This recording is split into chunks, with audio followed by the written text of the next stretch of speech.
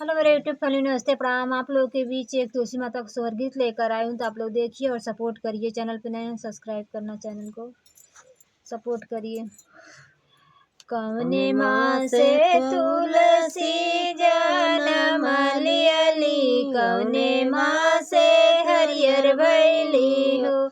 कवने माँ से तुलसी जनम लियली, कवने माँ से हरियर भैली हो।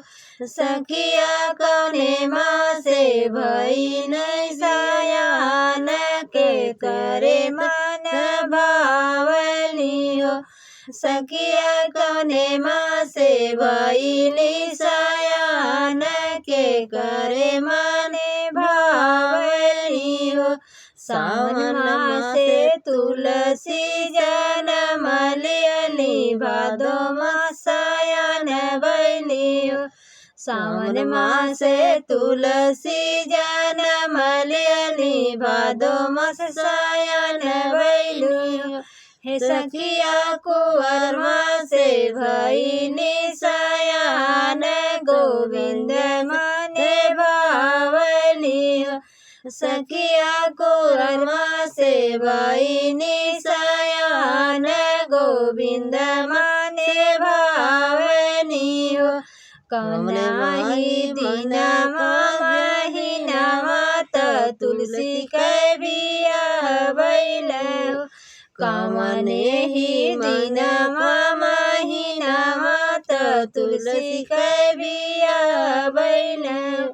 हे सखिया के ही एक पूछला बात, कैसे तुलसी जनम लियलू। हे सखिया के ही एक पूछला बात, कैसे तुलसी जनम लियलू। कार्तिक महीना एकदशी के तुलसी के बिया भइल हो।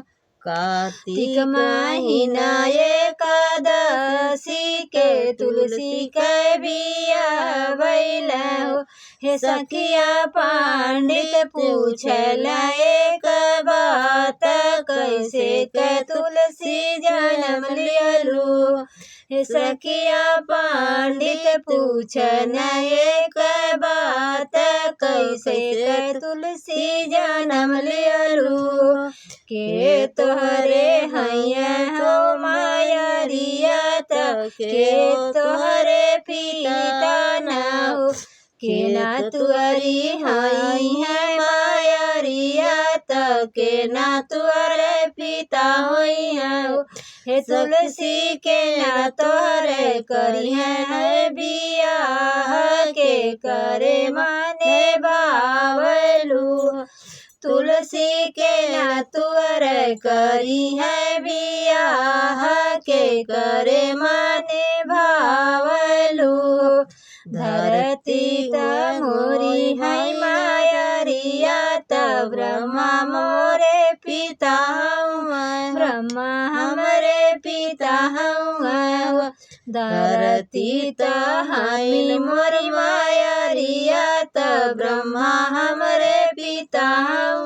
ब्रह्मा हमरे पिता हूँ। पंडित उन्हें मोर करी है बियाह, गोविंद माने भाइल हो। पंडित उह मोर करी है बियाह, गोविंद माने भाइल हो।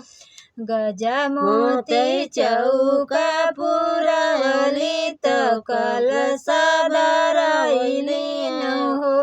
गजा मोती चौका पुरवली, तो कलशा धरैली हो।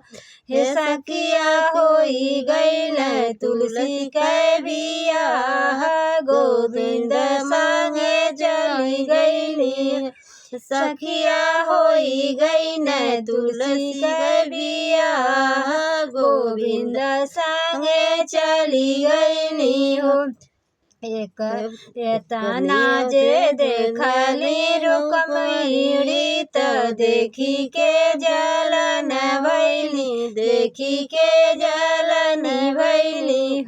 यतना जब देखनी रुक्मिणी त देखी के जलन भैनी, देखी के जलन भैनी हो। हे तुलसी हमारो जे भैलू सवतिया बलम हमरो छीनी लियलू। तुलसी हमारो जे बनलू सवतिया बलम हमरो छीनी लियलू।